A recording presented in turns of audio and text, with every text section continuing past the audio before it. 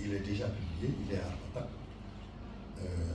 J'ai repris mon mémoire sur Kwame Nkrumah. Je dois normalement déposer le manuscrit à Armatan si je aussi. Ensuite, je travaille sur beaucoup d'autres choses. Beaucoup de choses, surtout l'écrit, parce que récemment nous avons eu la chance même d'avoir votre contribution aussi, qui est dans le dernier numéro, un article qui revient sur l'histoire du prince Abraman. Est-ce que vous pouvez nous dire en quelques mots le texte que vous avez écrit dans le journal Royal? L'histoire du prince Abraman est une histoire pathétique, parce que c'est un personnage emblématique. Abraman est quelqu'un dont le destin était théoriquement écrit. Il est préparé pour assurer la succession de son père, le deuxième Almamé de Foutaja. Mais le destin cruel l'a dévié de ce chemin. Il a été pris et fait captif pendant 40 ans aux États-Unis. Son histoire, je dirais, c'est interrompu. Mais, comme l'histoire est têtue, une circonstance a fait que quelqu'un a retrouvé un document et il s'est mis à faire des recherches. Il a publié un livre, Un prince parmi les esclaves. Tout est parti de ce livre.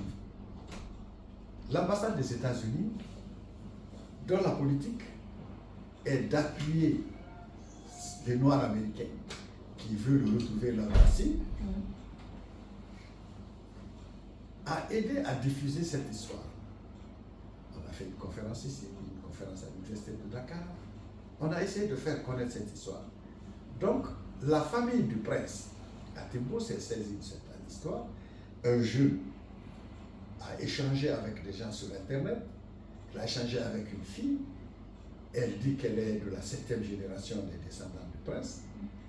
Et donc, on a été saisis. On a organisé une conférence Zoom. On a parlé avec les descendants du prince aux États-Unis. Et puis, parmi eux, il y a un qui est venu du Libéria. On l'a amené à Timbo, à Fukuba, à l'abbé. Il est reparti.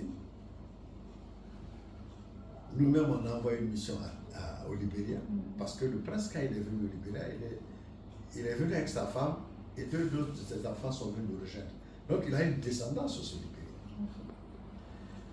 Donc, on a organisé des contacts avec eux, et finalement, nous, on les a invités. Il y a 2 dames qui sont venues de Natchez, qui sont ses descendants, et on a organisé un symposium à l'université Gamal Abdel Nasser sur la vie du prince, sur son histoire. Ils sont partis à Timbo aussi, après ils sont retournés. Et nous aussi, on a été invités à Natchez.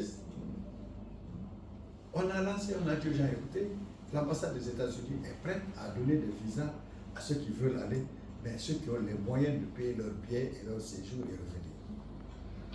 On a trouvé une dizaine de personnes de la famille qui s'est intéressée.